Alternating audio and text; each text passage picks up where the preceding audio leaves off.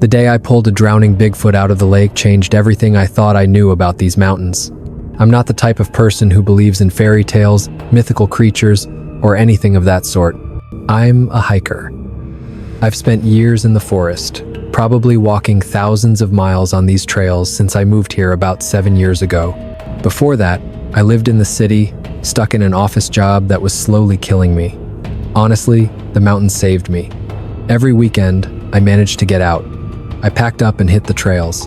Eventually, I left the city, found a job I could do remotely, and moved closer to nature. That was the best decision I ever made. I've seen just about everything you can see around here. Bears, of course, lots of black bears. Mountain lions pop up occasionally, though they usually keep their distance. Elk during the mating season, both beautiful and terrifying when you hear the bulls bellowing. Bobcats, foxes, so many deer I couldn't count them all.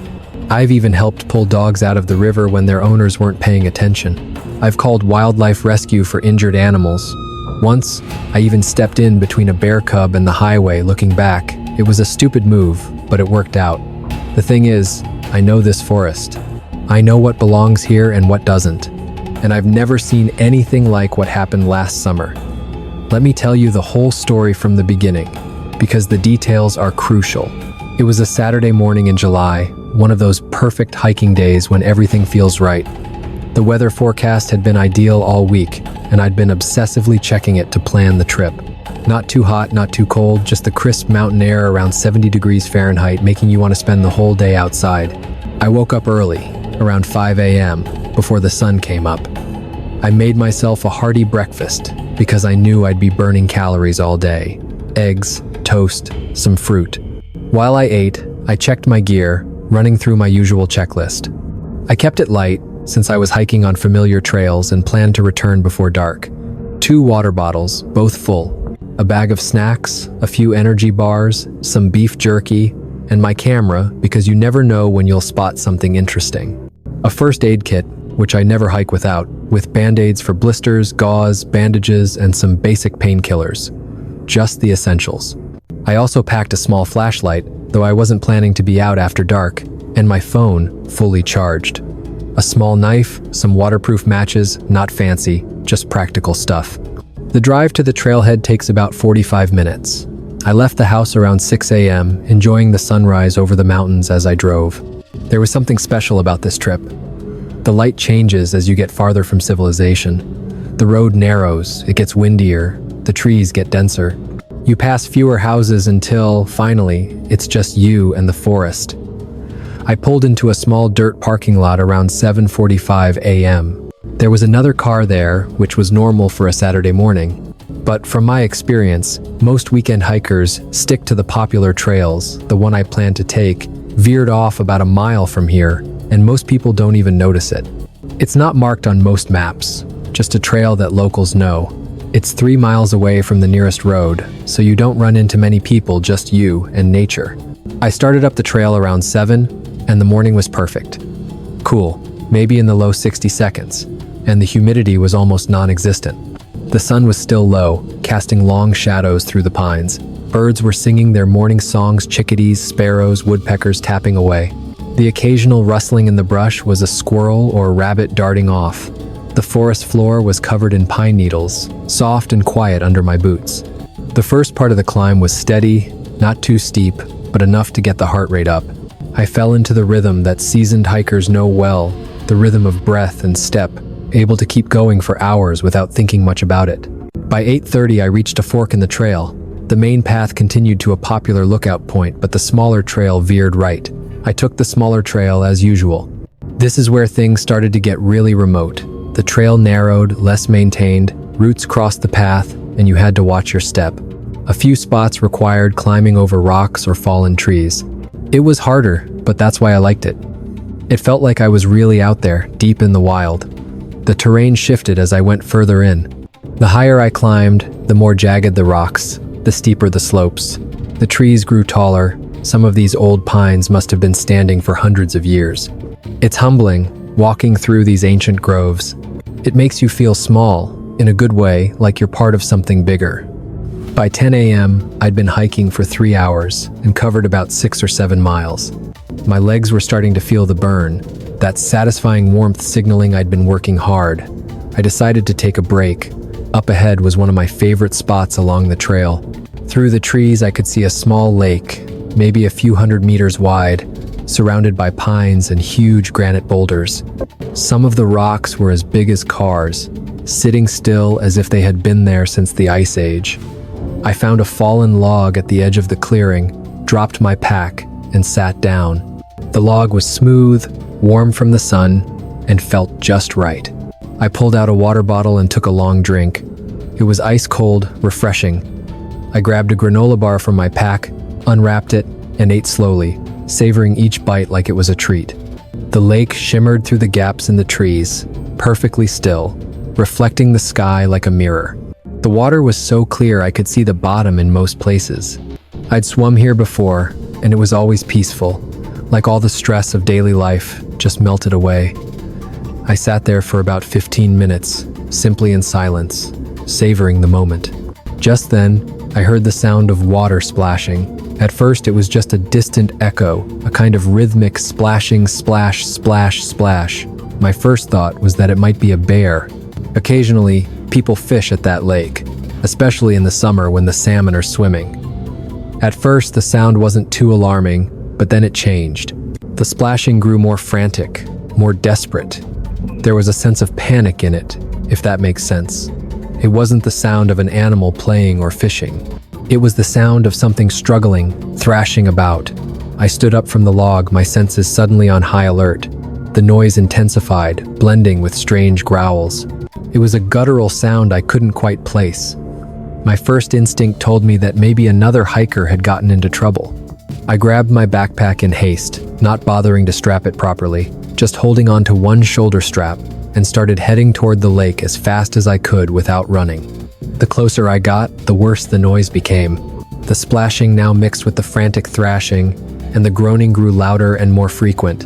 It sounded almost human, but not quite. There was something off about it, too deep, too raw. I wove through the brush, branches snagging on my clothes and pack. The trees parted, and I pushed through to reach the clearing around the lake. The sun was blazing, no trees for cover, and I had to squint for a moment as my eyes adjusted. That's when I saw it. There was something in the water, about 15 meters from the shore. At first, my brain couldn't process what I was seeing. It was massive, with two arms thrashing on the surface, struggling to stay afloat. Its head kept sinking, then rising again. Each time it surfaced, I could hear it gasp for air, panting desperately before sinking once more. And what made my mind freeze for a moment was that this creature was completely covered in fur. Dark brown or black hair, matted and soaked, covering every inch of its body. Even from where I stood, I could tell how huge it was, at least 2 meters tall, maybe even taller. Its shoulders were broader than any humans I had ever seen. Its arms were thick, muscular, looking strong, even as it thrashed desperately. And though it was clearly drowning, clearly in a life-threatening situation, I could still sense something was wrong with its proportions. The head was too big, the arms too long. Its whole shape was entirely different from a human's. The first thought that ran through my mind, and I remember this so clearly because it was so absurd, was that this couldn't possibly be real. It felt like a heat stroke-induced hallucination, though the weather wasn't that hot, but the sounds were too real. The splashing, the groaning, the desperate gasps. This was happening. My second thought was, that's a Bigfoot. And as soon as I thought that, my rational mind tried to dismiss it. Bigfoot isn't real. It's a myth, a legend, something made up to get attention or sell books. But I was looking right at it. I could see it with my own eyes, hear it with my own ears. My mind raced for explanations, desperately trying to make sense of what I was seeing. Maybe it was someone in a gorilla suit. But who would wear something like that here, miles from anywhere? And why would they be drowning? Maybe it was a bear standing upright, but this thing was too tall, too human-like in its movements. Every reasonable explanation I came up with didn't fit. The size was wrong, the proportions were wrong, the context was wrong. As I stood frozen, trying to process the impossible, the creature's movements grew weaker. Its frantic thrashing slowed. Its head stayed under the water longer each time before it surfaced again. Each breath it took sounded more labored, more desperate, and then it looked straight at me. Its eyes locked onto mine from just a few feet away. And I know this sounds crazy, but those eyes looked so human. Not exactly human, but close enough that I could recognize what I was seeing. Panic. An overwhelming primal panic. It was the same look I've seen in the eyes of animals drowning. That horrible awareness that death is near, and there's nothing you can do to stop it. And in that moment, staring into those eyes, something changed inside me. I stopped trying to figure out what this thing was. It didn't matter. What mattered was that a living creature was drowning right in front of me, and I was the only one there who could help. I stood there, frozen, for what felt like hours, though it was probably only a few seconds. A part of me screamed to run, to get out of there, to not get involved in whatever impossible thing was happening. But a bigger part of me, the part that made me who I am, couldn't just stand there and watch any creature drown. I've pulled dogs out of rivers when their owners were careless. I've stopped for wounded deer by the roadside. I once spent 2 hours in the rain helping a turtle cross the highway because I couldn't stand the thought of it getting hit. That's who I am. I can't leave something in need without help. Whatever it is, that creature's eyes were fixed on me. And right then, I made my decision. It needed help. It was going to die if I didn't do something. I dropped my backpack to the ground and started frantically looking around for anything that could be of use. I couldn't just swim out there. The distance was too far, and the creature was too massive. If it panicked and grabbed me, we would both drown. I needed something to reach farther, something that could help me from a distance. I noticed dry branches scattered along the shore. I picked up the longest one I could find, about 3 meters long and 7.5 centimeters thick. It was heavy, but not too heavy to throw. I made my way to the water's edge, waving the branch and shouting, trying to catch the creature's attention. At first, it didn't react, too focused on trying to survive. But then, its head turned toward me. I raised the branch, trying to show it that I was offering help, that I had something for it to grab onto. The creature seemed to understand. It stopped thrashing for a moment and extended one massive arm toward me. I pulled the branch back and threw it as hard as I could, trying to get it close enough for the creature to reach. The branch landed about 1.5 meters away. I watched it hover over the surface of the water, just out of reach, and my heart sank. The creature tried to move toward it, but it didn't get anywhere. It just thrashed in place, as though stuck. I ran back to the tree, grabbed another branch, this one longer, maybe 3.6 meters. I repeated the process, waving it to get the creature's attention, then throwing it with all my strength. This time, the branch landed closer, about a meter away from it. Close, but still not close enough. The creature growled, a low, frustrated sound, then reached for the branch. Its fingers brushed the branch but couldn't grasp it. I tried again, then again, but the result was the same. The branch was either too short or the creature couldn't reach it. And even if it did manage to grab one, I realized I wouldn't be able to pull such a massive creature to shore. It was probably around 180 to 230 kilograms, maybe more. Physics weren't on my side here. I stood on the shore, feeling helpless and desperate. The creature was still thrashing, but I could see it was tiring. Its movements were slowing down, less coordinated. Time was running out. That's when I noticed the fallen tree. It was partially submerged, lying between some rocks and tilted at an angle. The trunk was big, maybe 12 feet long and as thick as my thigh. It looked like one of those pine trees that had been knocked over by a storm years ago. The wood was weathered gray, but it still seemed solid. And most importantly, when I pushed on it, it moved.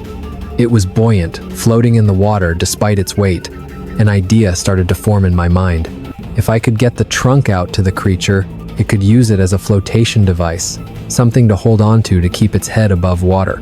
It wouldn't get it to shore, but it would keep it from drowning while I figured out what to do next. I started pushing the trunk, trying to get it fully into the water. It was heavy, probably a couple 100 pounds, and my feet kept slipping on the wet rocks. I pushed and pulled, grunting with effort, my boots sliding. Finally, I got it positioned at the water's edge. I gave it a hard shove, and it slid in with a splash, floating almost entirely on the surface. I knew I couldn't push it from shore. I'd have to get in the water with it. The thought terrified me for 2 reasons.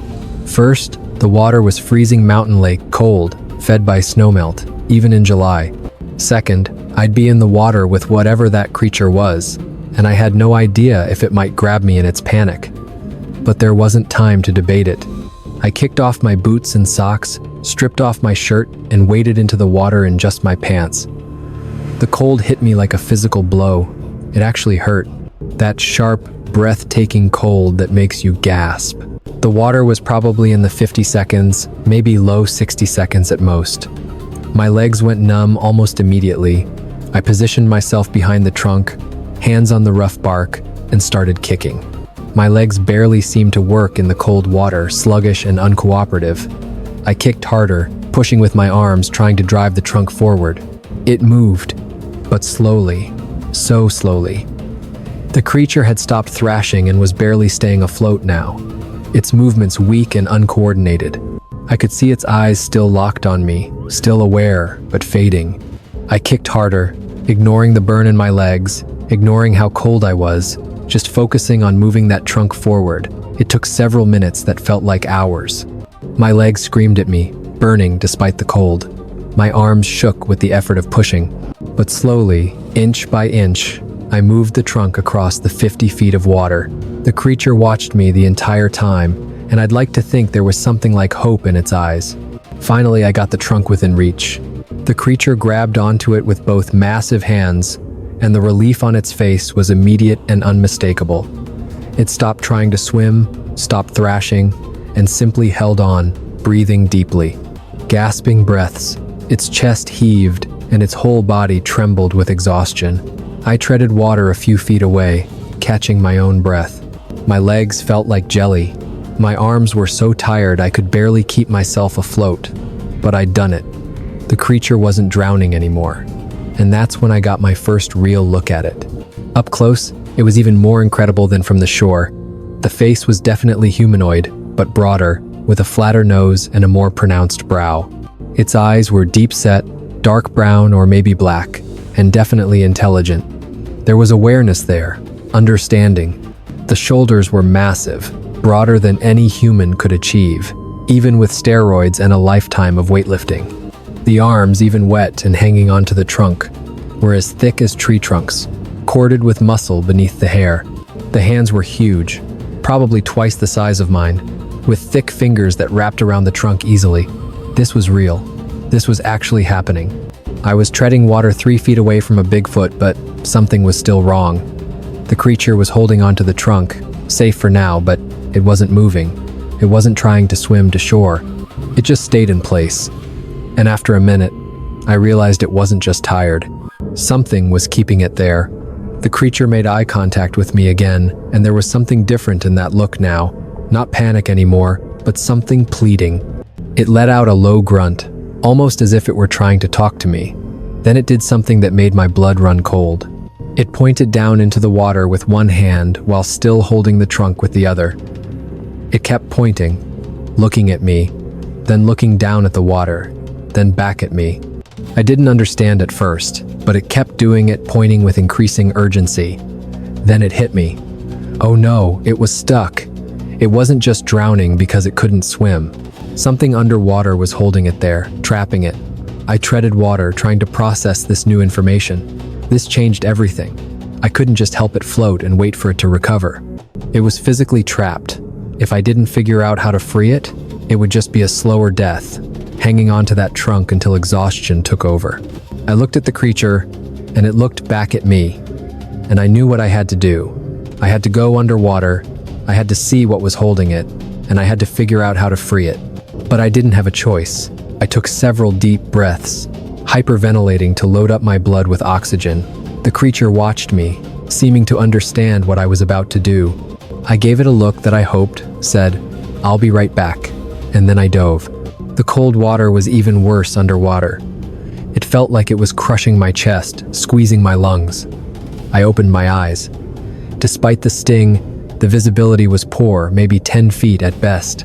The water near the bottom had been churned up by all the thrashing, full of sediment. I swam down, pulling with my arms, kicking with my numb legs. 10 feet, 12 feet deeper, my ears started to hurt from the pressure. I could see the creature's legs now, and one of them was clearly trapped.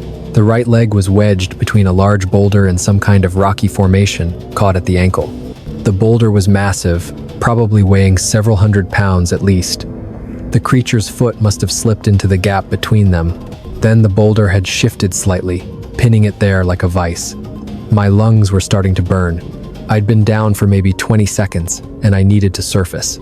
I kicked upward, breaking the surface and gasping for air.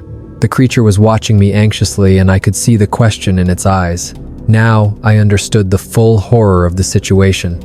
This thing had been trapped down there for who knows how long. It must have been pulling itself up to breathe and then going back under over and over for minutes, maybe even hours, slowly exhausting itself. I treaded water, thinking frantically. I couldn't just pull the leg free. The boulder was way too heavy. But I remembered something from high school physics about simple machines, levers, and fulcrums. If I could find something long and strong enough to use as a lever, I might be able to shift the boulder enough to free its foot. The branches, the thick branches I'd tried to throw, one of them had been pretty sturdy, maybe 10 feet long and solid wood. If I could wedge it under the boulder and use the rocks as a fulcrum point, I might be able to create enough leverage to shift it. I swam back to shore, my arms and legs barely responding now. I was so cold I was starting to shake, but I didn't have time to warm up. The creature needed help now. I found the branch I was thinking of, testing its strength by putting my weight on it. It bent slightly, but held. It would have to work. Getting the branch back out to the creature was one of the hardest things I've ever done. It was awkward in the water, wanting to float and spin in ways that made it hard to control. I swam on my back, holding the branch against my chest, kicking weakly. It felt like forever, or maybe it just seemed that way. The creature watched me the whole time. When I finally made it back, I treaded water for a moment, trying to catch my breath. Then I tried to communicate what I was about to do. I held up the branch, pointed toward where its leg was trapped, and made a lifting motion with my hands. The creature seemed to understand. It nodded, actually nodded, and I was struck once again by the intelligence in its eyes. I took several deep breaths, hyperventilating to fill my lungs with oxygen. Then I dove, pulling the branch down with me. It fought the water, trying to float up, making it harder to swim. I reached the bottom, positioning the branch under the edge of the boulder. The rocky formation nearby would serve as a fulcrum point. I wedged the end of the branch deep under the boulder, trying to get it as far in as possible for maximum leverage. My lungs were burning. I'd been down for about 30 seconds, and I desperately needed air. I surfaced, gasping for breath, and explained to the creature through gestures that it needed to pull its leg when the boulder moved. The creature grunted, what I took as understanding. I dove again, finding the branch in place. I planted my feet against the rocky bottom for leverage and began pushing down on my end of the branch with everything I had. At first, nothing happened. The boulder didn't budge. I pushed harder, my arms shaking with the effort, my legs driving against the rocks. The branch was bending, and for a terrible moment, I thought it might snap. But then, I felt it a slight give, the boulder shifting just a tiny bit, but my lungs screamed for air. I could see dark spots forming at the edges of my vision. I needed to surface. I had to. I broke the surface, gasping for breath, frustrated. The creature looked at me, and I could see it understood that this was going to take multiple attempts. I caught my breath for what felt like a long time, though it was probably only about 30 seconds. My whole body was shaking now from the cold, the exertion, and the adrenaline. But I had to try again. I dove down once more. I could see that the creature was holding its breath too, preparing to help. I found the branch, positioned my feet, and pushed. This time I pushed with absolutely everything I had, every ounce of strength left in my exhausted body. I pushed until I thought my arms would give out. I pushed until my vision started to tunnel. I pushed until I felt like I might pass out down there. And the boulder moved just 2 inches, maybe 3, but it moved. I felt it shift under the pressure. And in that moment, the creature grabbed its trapped leg with both hands and yanked with desperate strength. The foot suddenly came free, pulling out of the gap. We both surfaced at exactly the same time, bursting up out of the water and gasping for air as if we'd been down there for minutes. I was coughing, sputtering, barely able to keep myself afloat. The creature was still clinging to the trunk with one hand, breathing heavily, but now both legs were free. I treaded water, exhausted beyond anything I'd ever felt before, but relieved. We'd done it. The creature was free. After a moment, I gestured toward shore, trying to communicate that it should swim there now. The creature began moving, using an awkward swimming motion, pushing the trunk ahead of it. It was clear that this thing was not a strong swimmer, which explained how it had gotten trapped in the first place. The progress was painfully slow. I stayed close, ready to help if needed, though I didn't have much strength left to offer. But after what felt like forever, the creature's feet touched the bottom. It stood up in the shallow water, still holding the trunk, and began walking. Its movements were unsteady, exhausted. I followed a few feet behind, giving it space but staying close enough to help if it fell. We both reached the shore and collapsed on the rocky beach. I lay there on my back, chest heaving, my whole body shaking from cold and exhaustion. I could hear the creature breathing heavily beside me, its own ragged gasps. We just lay there for several minutes, neither of us moving. I stared up at the sky, trying to process what had just happened. When I finally sat up, I looked over at the creature. It was sitting about 20 feet away, also looking at me. We studied each other carefully, really seeing each other for the first time without the panic and urgency of the rescue. My heart was still racing. I suddenly became very aware of how alone we were out here. This creature was massive up close. Its arms were easily twice as thick as my legs. It could overpower me without effort if it wanted to. But it made no aggressive moves. It just sat there, breathing heavily, examining its injured ankle. The ankle was clearly swollen, probably sprained or worse from the hours it had spent trapped. The creature gently touched the injury with one massive hand and winced, letting out a sound that was almost a whimper. Then something happened that I'll never forget for as long as I live. The creature looked up from its ankle, and our eyes met. Slowly, deliberately, with clear intention, it bowed its head. This wasn't a nod. This was a deep, respectful bow, the kind you might see in a martial arts movie or a formal ceremony. It held the bow for several seconds, its eyes closed. Then it raised its head, looked at me again, and placed one massive hand over its chest, right over where its heart would be. The gesture was so unmistakably human, so clearly a sign of gratitude, that I felt emotion rising in my chest. My eyes started to water, though I was probably also just exhausted. This creature, this impossible thing that wasn't supposed to exist, was thanking me. Really thanking me with intention, understanding, and genuine feeling. I didn't know what else to do, so I nodded back. It felt inadequate, but it was all I could think of. The creature seemed satisfied with this exchange, making a soft grunt that almost sounded content.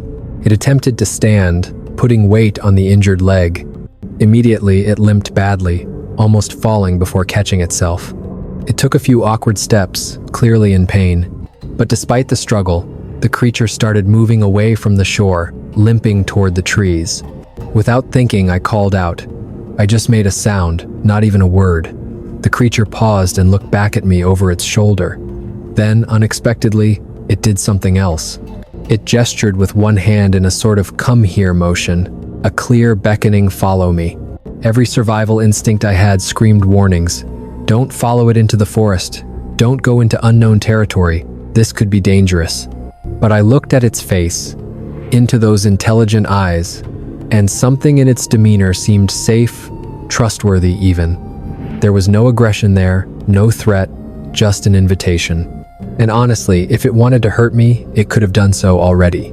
It could have pulled me underwater while I was trying to help it. Instead, it had cooperated, understood what I was trying to do, and helped me free it.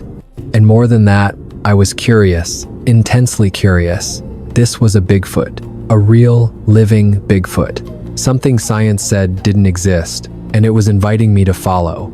How could I say no to that? I grabbed my pack, my hands still shaking from cold and exertion.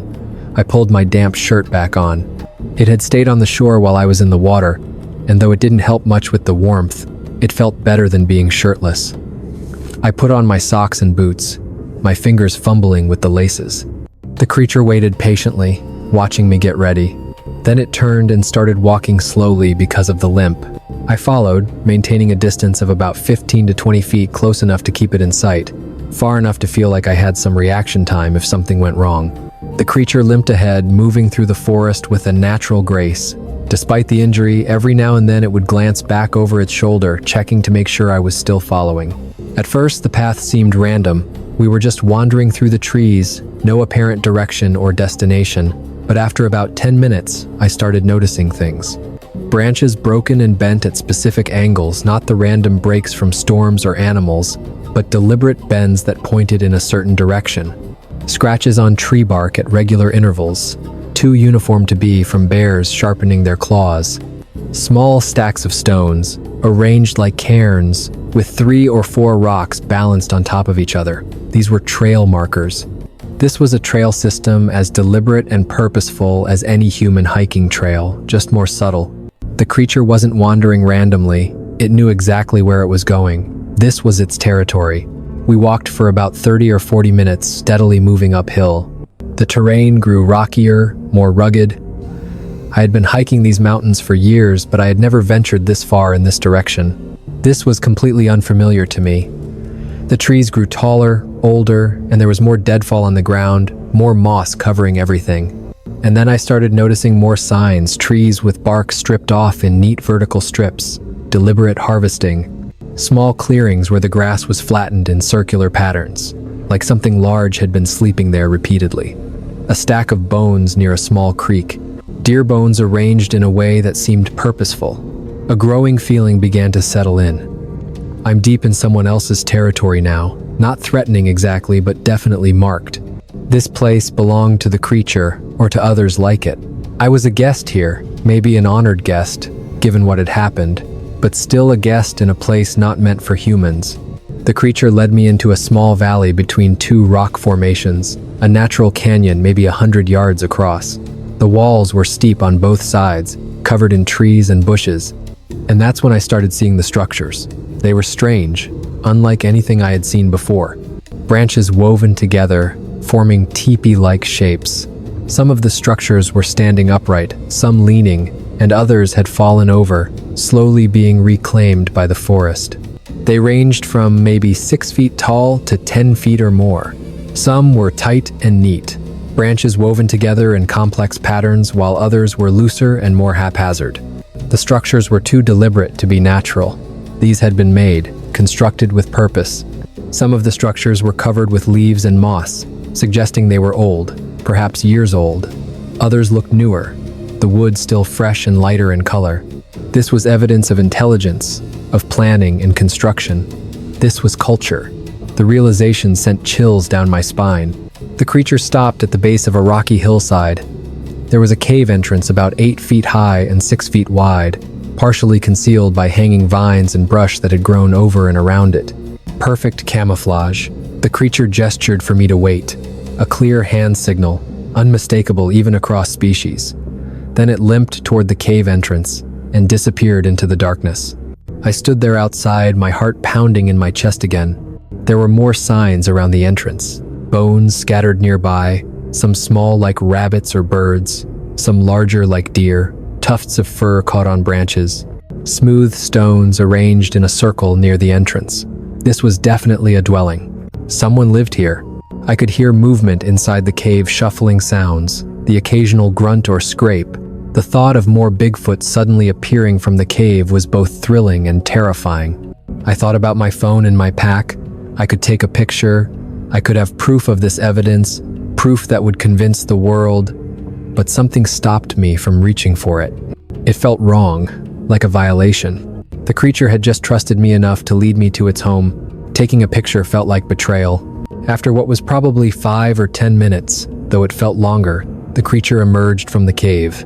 It was carrying something in its massive hands. As it got closer, I could see what it was: 2 dead rabbits, freshly killed, still limp, their fur matted with blood where they'd been struck or bitten. The creature walked up to me, still limping, and held them out, offering them. Its eyes met mine, and there was something expectant in that look. I was stunned. I immediately realized what this meant. This was a gift. Payment, maybe, or repayment, a thank you. In the most concrete way, the creature knew how to give food. In its world, in a survival situation, food was valuable. Food was everything, and it was sharing its resources with me, giving me something it could have eaten itself. The gesture was so profound, so meaningful, that I felt my throat tighten. This thing had almost died today, was injured, probably exhausted and hungry, and it was giving me food. How could I refuse? I hesitated, not sure how to respond. The creature continued holding out the rabbits, patiently waiting. Finally, I reached out and took them. They were heavier than I expected, well-fed rabbits, probably 3 or 4 pounds each. The fur was soft under my hands, and the bodies were still warm. The creature seemed pleased, making a soft grunt, something that might have been satisfaction. I remembered the bow gesture from earlier. I bowed my head deeply to the creature, holding the bow for several seconds like it had done. Then I mimicked the hand over chest gesture, placing my palm over my heart. The creature's face changed. It was hard to read expressions on something so different from a human, but I'd swear it smiled. The eyes crinkled slightly, and the mouth turned up at the corners. It seemed genuinely pleased, maybe even happy. We stood there for another moment, just looking at each other. There was so much I wanted to say, so many questions I wanted to ask, but there was no way to communicate beyond simple gestures. And somehow that felt okay. Some things don't need words. The creature backed toward the cave entrance, maintaining eye contact the whole time. Not threatening, not suspicious, just watching, almost reluctant, like it didn't want this encounter to end. I felt the same strange reluctance. I didn't want to leave. I wanted to stay, to learn more, to understand. But I couldn't stay. The sun was getting lower. I needed to get back to my car before dark. I had a long hike ahead of me. I took a step backward, then another. The creature watched, still as a statue. I turned and started walking, heading back the way we came, the rabbit still in my hands. I glanced back once. The creature was still there, still visible at the cave entrance, still watching me. I raised one hand in a wave, feeling foolish, but not knowing what else to do. The creature didn't respond, but its head tilted slightly, like a dog trying to understand something. Then I turned away and continued walking. The journey back took longer, probably about an hour. I was exhausted, my legs like jelly, my whole body aching. But I retraced the path using the trail markers, following the broken branches, the scratches, and the stone cairns. It worked. The system was clear once you knew what to look for. My mind was spinning with what had just happened. I kept replaying every moment, from the first sound of splashing to the gift of the rabbits. Each piece felt impossible, but I had lived through all of it.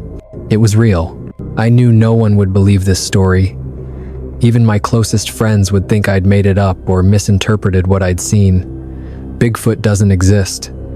That's what everyone knows. So either I was lying or I was wrong about what I'd seen. But I knew the truth.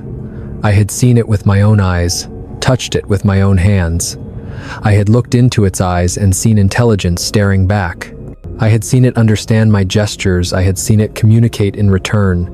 I had followed it through the forest and witnessed evidence of culture, of architecture, of habitation. It was real. Finally, I reached the familiar spot near the lake. I checked my watch. It was after 2 p.m. The whole experience, from hearing the splashing sounds to returning to the lake, had taken about 3 hours. It felt like it had lasted days. I walked back to my car only a few miles away. The trail that had been peaceful and beautiful this morning now felt different, filled with a sense of hope. Every shadow could be a Bigfoot. Every broken branch could be a trail marker. The forest held secrets, and I had just uncovered one of them. When I got home, I couldn't tell anyone the truth. I just said I had a great hike, caught a few rabbits technically. That was true. That evening, I cleaned and prepared the rabbits. I'd cleaned game before, so I knew what I was doing, but this time it felt different. Every movement reminded me of the creature. This was a gift from a Bigfoot. It meant something. It represented the connection between species, a moment of understanding and mutual respect. I cooked them carefully, almost reverently. I used a simple recipe, not wanting to overpower the flavor of the meat with too many spices, just roasting them with a little herbs and vegetables. It was the best meal I'd had in years, not because the meat was extraordinary, but because of what it represented. Each bite reminded me of everything that had happened. The days that followed felt strange. I went to work, did the usual things, but I couldn't stop thinking about that encounter. It was like a part of my mind was still in the forest, trying to process what I had seen. I wanted to tell someone, needed to tell someone, but who would believe me? I started searching online, reading about other Bigfoot sightings. Before, I had always dismissed them, but now I read them differently. Thousands of reports from decades ago, all across North America. Many of them described behaviors similar to what I had seen: intelligence, tool use, construction of structures. Some reports mentioned leaving gifts, food, or objects near campsites. I read about something called familiarization, where these creatures repeatedly make peaceful contact with specific humans. People who live in remote areas sometimes tell stories of continuous interactions, gift exchanges, and maintaining a respectful distance.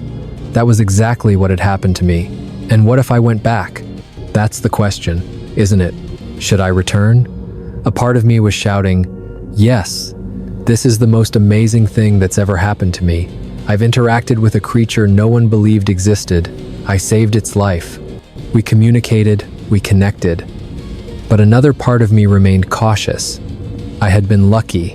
The creature had been in trouble, grateful for the help, and couldn't be aggressive. But what if I went back and everything was different? 3 weeks had passed. I still hiked on weekends as usual, but I avoided that trail. I told myself I was being smart, staying safe, but the truth was, I was scared. Still, I couldn't shake my curiosity. There was something else, something that felt almost like responsibility. I wanted to check if the creature's leg had healed. I wanted to make sure it was okay. Finally, on a Friday evening, 3 weeks after the encounter, I packed my gear for the weekend trip. I kept wavering, unsure which trail to take.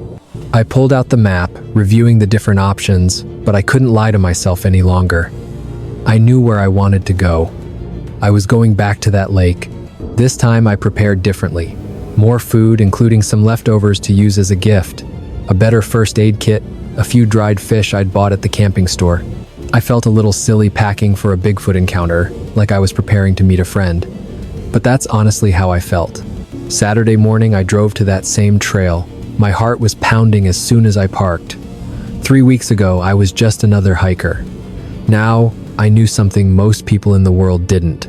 The hike to the lake was both familiar and strange. It was now late summer, a little warmer. The forest was beginning to show the first signs of autumn. A few leaves had started to change color early. I found myself becoming hyper-aware of everything around me. Every sound, every movement in the brush could be that creature. I arrived at the lake by mid-morning. Everything looked the same as before: the clear water, the rocks, the pine trees. I could see the spot where I had stepped into the water, where the creature had been trapped. I set up camp in a small clearing not far from where I had rested the first day. This time, I brought a small tent, planning to stay overnight. I wasn't pushing things, but I was showing I was ready. If the creature was nearby, if it remembered me, it would know I was here. The evening was peaceful. I cooked dinner over a small fire, constantly scanning the trees for any sign of the creature. There was nothing, just the normal sounds of the forest. I went to bed in the tent, leaving the window open so I could see the stars through the mesh. I lay awake for hours, listening to the forest, my mind replaying that day 3 weeks ago. Eventually, I drifted off, just before midnight. I woke to the sound of birds singing, the light filtering through the tent. Morning had come. The lake was calm, bathed in the golden glow of the early sunlight. I crawled out of the tent, stretched, and made breakfast. Still no sign of the creature. I decided to walk around the lake, exploring the shore, trying to keep myself hidden. I found more strange branch structures, definitely more than the last time I had been here. Some looked newer, the wood still green, suggesting someone had been active in the area recently. My heart raced a little faster. The creature was still nearby. By afternoon, I rested on a fallen log near a clearing, snacking on a mix of nuts, enjoying the peace under the sunlight. Suddenly, I felt the sensation of being watched. An unexplainable feeling, but one you know is true. The hair on the back of my neck stood up. I slowly turned around, scanning the trees. At first, I saw nothing, just trees, shadows, and bushes. But I kept looking, and then I saw movement. About 100 feet away, partially hidden under the canopy, stood the creature. It was perfectly still, just watching me. Not hiding, but not coming closer either. It seemed to be assessing the situation. Our eyes locked from that distance, and in that moment, I knew it recognized me. It was the same creature. It remembered me. I held my breath, not moving. I didn't want to scare it. We just stood there, looking at each other from afar. The moment seemed to stretch on forever. Slowly, cautiously, I raised a hand. Not in a threatening way, not waving frantically, just a simple greeting.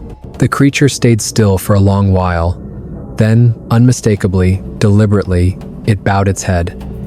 It was the same gesture as before, the same slow, respectful bow. It held the position for several seconds, and I felt a wave of emotion. It remembered me. It acknowledged what had happened between us. The creature raised its head and looked into my eyes again. There was something in that gaze, a recognition, yes, but also something else. Something like friendship, trust, understanding. Neither of us moved closer. Neither of us tried to close the distance. Somehow, that felt exactly right. This wasn't about getting closer. It was about respect, about acknowledging what we had shared and honoring it by maintaining the right distance. We stood there, across that 90-foot stretch of forest, just looking at each other. Now in the late afternoon light, I could see its face more clearly. It looked healthy. Its legs seemed better, just a little limp. The ankle was healed, or healing well. I felt relief. The creature seemed satisfied with what it had come to see. Perhaps it was checking me the same way I wanted to check on it. Maybe it just wanted to see if I had come back. Finally, the creature turned. Not quickly, not like it was fleeing, just a calm, deliberate turn. And it started walking away, moving through the forest with the same natural grace I had seen before. Now, the limp was barely noticeable. I watched as it disappeared deeper into the trees, until there was no sign of movement left. I stood there for a long time after it was gone, just processing what had happened. The feeling was almost like closure. Or maybe it wasn't closure, but completeness. A circle had been completed. I had saved the creature's life. It had thanked me with a gift. And now we had met again, respecting one another. Both of us were healthy, both of us safe. I returned to my camp and sat by the lake for the rest of the afternoon. I didn't try to chase after the creature. I didn't try to find its den. That encounter had been enough, more than enough. I realized that I had been given something far more precious than the rabbits, more valuable than evidence, proof, or fame. I had been given the proof that intelligence and gratitude transcend species, that something unknown could coexist peacefully with humanity, that the world still holds many mysteries. And sometimes, that's okay. Some mysteries don't need to be solved. Some encounters don't need proof. Sometimes, it's enough just to know you've made a connection and saved a life, even if that life seemed impossible. I still hike regularly, and sometimes, just sometimes, I catch a glimpse of something large moving between the trees. Just a shadow, a form, vanishing before I can fully see it. I never get closer. I never try to approach. I simply wave, a quiet thanks, and keep walking. Some friendships are meant to stay at a distance, and that's perfect. The forest gave me a gift, and I will treasure it always.